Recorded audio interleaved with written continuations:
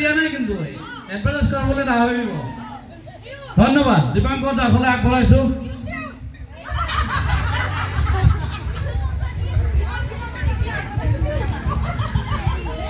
নমস্কাৰ সবকে আজি বছৰত সকলোৱে অপেক্ষা কৰি থকা যিকেইটা দিন সেইকেইটা দিনৰ আজি শেষ ৰাতি গতিকে কালি আমি ফূৰ্তিও কৰিম কিন্তু এই ৩-৪ দিনৰ যি স্ফূৰ্তি যি আনন্দ সেইটো শেষ হৈ যাব গতিকে সকলোকে আকৌ এবাৰ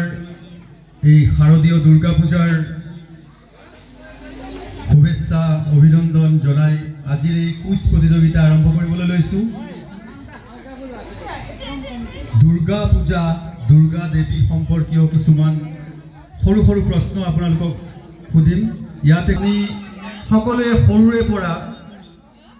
আগতে ৰেডিঅ'ত শুনিছিলোঁ যা দেৱী সৰ্বভূতেষু যেটো চণ্ডীপাঠ বুলি কয় যেটো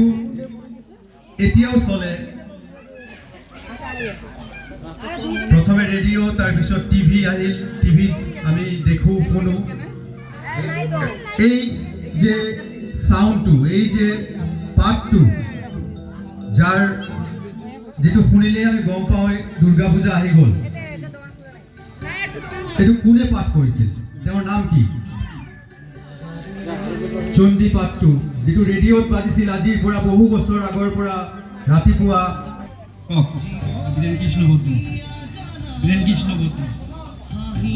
বীৰেন্দ্ৰ কিশোৰ ভদ্ৰ শুদ্ধ উত্তৰ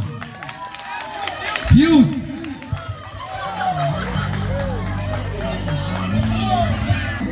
বীৰেন্দ্ৰ কৃষ্ণ ভদ্ৰ তেওঁৰ চণ্ডীপাঠ আমি সকলোৱে শুনিছোঁ দ্বিতীয় প্ৰশ্ন শুনিব তাৰপিছত ডাউন শুদ্ধ উত্তৰ ফিউজ শুদ্ধ উত্তৰ ডাউন সিংহৰ নাম হৈছে দুৰ্গা দেৱীৰ সিংহটোৰ নাম হৈছে ডাউন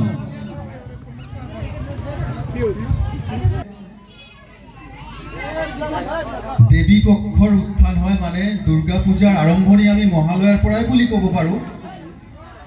দেৱী পক্ষৰ উত্থান পিতৃপক্ষৰ অৱসান এই দেৱী পক্ষৰ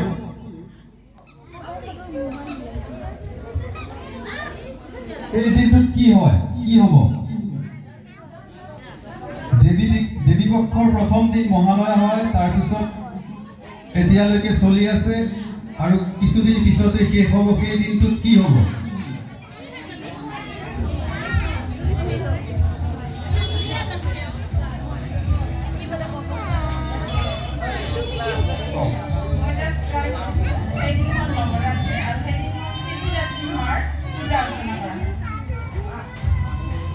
নহয় উত্তৰটো নহয় দেৱী পক্ষৰ আৰম্ভণি কেতিয়া হৈছে অমাৱস্যা